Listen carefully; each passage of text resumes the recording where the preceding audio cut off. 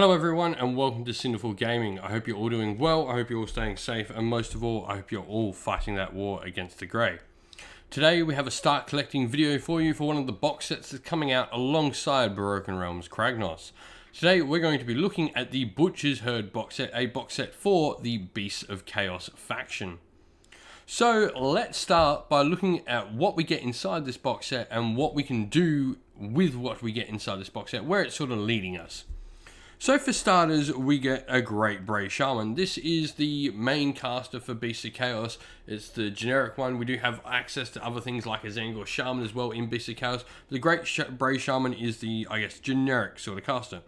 Now, he's also got some really cool abilities. For starters, at the start of your movement phase, you can add 3 to the move characteristic of models that are friendly Brayherd units within 12 inch of him, which is cool. So he gives Brayherd models some extra movement in the movement phase, really nice.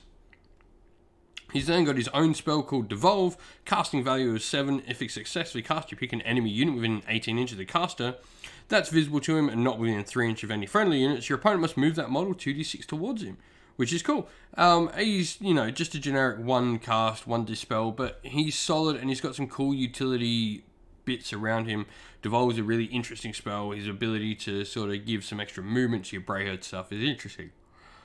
Now, with that said, there are no Brayherd models in this box set, but that's not an issue. We'll get to that later. What else we do get in this box set was get 2 sets of the Bullgor kit, which is 3 models normally in the kit, so we're getting 6 Bullgors. These are really, really cool models. They've got some really interesting sort of rules on them that they get, like the Blood Greed, where each time you roll a 6 to hit with any of their weapon profiles, they do a mortal wound, which is cool. And they've got blood shields, which can give an extra attack, so they can have a 4-up save. They can get reroll hit rolls of 1 with paired axes. But my personal favourite is going for the Bullgor Great Axe. Yes, it only has 2 attacks compared to the other variations, but you got your horns in there as well. But it's 4s to hit, 3s to wound, rend 2, and damage 3. They hit like a truck with these. When you get them in large numbers and get them swinging those axes, they can start really piling in the damage. Lastly, we've got a Cygor and Gorgon kit in the set. Cygor and Gorgon, they're both 2 monsters that maybe aren't particularly great. The Cygor is a bit of a meme on the internet thanks to his maybe lack of skill. The kit tells you to build a Gorgon in it, and that would probably be my suggestion for the first one to build. The Gorgon's got some cool damage output. He's got 5 attacks with his Butchering Blades for 3 trees, rend 1, damage 3, which is nice. He does mortal wounds in addition as well, but he does D3 rather than the 1 on the 6s. And Swallow Whole, each time this model attacks, you can pick one enemy model within 1 inch of him after it's made all its attacks and they've been resolved. If the model's roll is equal to or greater than the enemy model's wound characteristic, it gets slain, so you can just pick up someone and eat them whole, which is cool. He's not particularly fast with a movement of 8 inch, which is pretty slow for a monster, and he doesn't have fly, so he can get blocked in, but generally, when you're playing a Bullgor or, the Warherd, as they're called, you're generally going to be a little bit lower model, so it's not as easy to box him in with your own units anyway. But what we're going to do now is we're going to look at how we can expand this box set out and start looking to create a full Beasts of Chaos army working with this box set as the starting point. So, where do we go to next? Well, my first suggestion would be picking up a Doombull. This is a Bullgor character model. He's pretty nasty in combat, can get some serious work done in combat. And what's great about him, when he's your general, he's going to unlock Bullgors as battle line for you. So that's just going to mean you can really push down and focus on this Bullgor sort of build.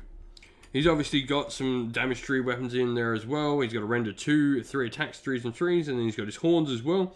And he's also got the mortal wound projection, like the rest of the Minotaurs do as well. He's also got a cool command ability that adds +1 to wounds. So while your hit rolls might necessarily not be the greatest thing, you can really get those wound rolls going on your Bullgors and stuff when you're wounding on 2s. Meaning, while you are going to get less hits in, your wounds are going to be going through more often. Now, the next thing we want to talk about is Beasts of Chaos is really fun in that you can build an army with no restrictions and you can freely mix easily in the different aspects of it, whether that be the monsters, Brayherd, Warherd, or the Thunderscorn. All of them can sort of get mixed together and you can build a fun little army. So my suggestion is looking at Ungor, Ungor Raiders, and Bestigor. Now, the reason I suggest these two over the other is Ungors and Ungor Raiders are really great screens. They're really great, cheap, chaffy units. And Bestigor, on the other hand, do a lot more damage. They're a really great offensive unit you can use, though sometimes a little bit frail.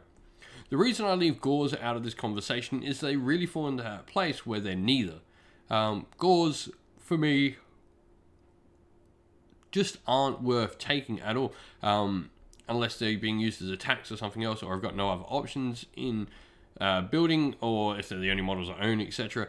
But for me, you just got better things in either purchasing cheaper Ungor or Ungor Raiders or getting better Bestigors. Gors, I generally only look to really summon if I'm looking for something a little bit more survivable than my Ungors, but I don't quite have the summoning points for my Bestigors. So that's really your options between the two. I think a couple of units of Ungor and a nice bigger block of Bestigor is a great addition to any Beast of Chaos army. Ungor will provide you with screens, allowing you to protect and save yourself from alpha strike, and also give you more bodies on the board just to control the board, is what Beast of Chaos like to do very well. Bestigor are just a nice, great hammer unit. They don't want to get stuck into a protracted fight, though, because they will die eventually. But what you can do is you can fling them forward, smash into something you know they're going to destroy, and then keep murdering their way across the table. Lastly, let's talk about the Cygor. We've talked about the Gorgon, so we'll talk about the Cygor, mainly because he is the only last model for the Brayherd that we haven't talked about a lot, so I figured we might as well talk about him here. Now, his desecrated boulder, his giant boulder that he gets to throw, is only 1 attack, force to hit, 2 to wound, rend 2, damage d6, so it's nothing great, and he's only got his massive horns to attack with in combat, so he doesn't really do a lot of damage in combat. However, he can attempt to unbind 2 spells in the enemy hero phase in the same manner as a wizard, and in addition, each time he unbinds a spell, the caster suffers a mortal wound, and he heals a wound. And he can also reroll failed hit rolls for attacks made with model that target wizards. So, you know, he's not got a lot going for him, but there's potential he can throw a boulder and squish a wizard, which is pretty cool.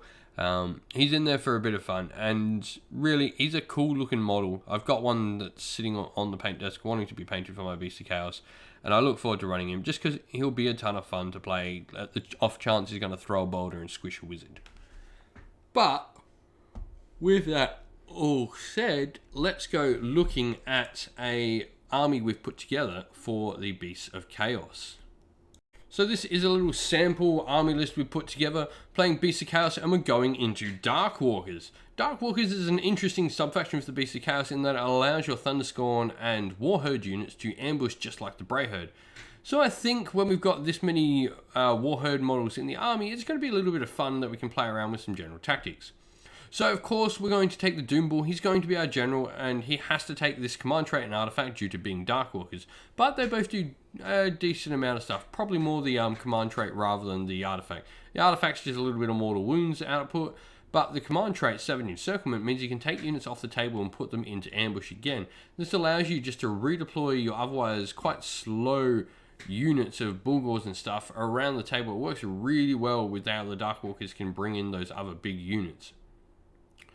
Our Great Bray-Shaman is going to be the other character in the army, and it's going to have the spell the Tendrils of Atrophy. So this spell puts -1 save on a unit within 12 inches of him, which is really cool. This can combine with the fact we negative the save thanks to our Herdstone that's around because we're Beasts of Chaos, so you can really start making those attacks go through and count for more. You know, all of a sudden, like when you consider you've got Rend 2 on some of your Bullgors with Great Axes and stuff like that, all of a sudden looking at -4 to armor save, so even like a 2-up save becomes a 3, 4, 5, 6-up save, which is really nice in potential. So with that in mind, 2 units of 3 Bullgors. I think the right way to do this is 2 units of 3 Bullgors. 2 smaller units allow you to just play around with the table. At 1,000 points, I think the 2 smaller units are definitely going to see more work. 2 units of 10 Ungor provide you with screens, allowing you to stop your opponent getting into your lines and stopping you doing any movement around the table. And then a unit of 20 Bestigor is your main hammer. The Bullgors are going to be cleaning up stuff like 10 wound units and small characters and all that, but the Bestigor are going to be the things you send in to kill the stuff that needs to die. Lastly, we're going to include a Gorgon, and a Gorgon's just going to be another piece that we can just throw around. He's going to be probably similar in abilities, probably somewhere between the Bullgors and the Bestigor, in that he's a heavier piece that can kill those little bit harder to crack units, but not quite going to do the work that the Bestigor are, in all honesty. But what do you think of this box set? Are you going to go purchase it? Do you like Beasts of Chaos? How have you been running your Beasts of Chaos, and how have you been feeling about them? I really enjoy playing my Beasts of Chaos. I absolutely love them on the table. They play Age of Sigmar in a way so different to so many armies. And hopefully we can get some battle reports of them on the table real soon. But anyway, let us know in the comments below what you think of this box set and how you'd like to see your army play. Thank you for watching the video. We hope you enjoyed it. If you did, please don't forget to leave a like and subscribe to the channel if you haven't already. Also, if you'd like to come chat more with me and other members of the Sinful Gaming community, you can do so by following the link to our description in the video below. While you're on YouTube as well, why not go check out the featured channel section on my page, where you'll find a bunch of other fantastic Warhammer Age of Sigmar content creators, putting out everything from battle reports, painting videos, tactical tutorials, and more besides that as well. Lastly though, we'd like to give a shout out to everyone who helps support the channel via Patreon and YouTube members. Thank you all so much for your support. Thank you to our Patreons, Christian Witt, James Soren, Chaos Spawn, AJC, Kenny Lyle, Outer and Shot First, James Crowder, Andrew Bowen, Nathan Fee, Tim Newman, The Rising Ape, Q Dynamic, Augustin Andreas, Lopez Diaz, and Anthony B. And thank you to our YouTube members, Green Roots Gaming, Fire Titan, Steve T, The Real Zeop, and Chris Wallace. Thank you all so much for your support. It means the absolute world to us. And if you'd like to help support the channel like these fine people do, you can do so by following one of the links to either Patreon or YouTube members in the description of the video as well. Thank you all for watching though. Once again, don't forget to like and subscribe. Stay safe everyone, stay well, and most of all, keep fighting that war against the Grey. Ciao for now.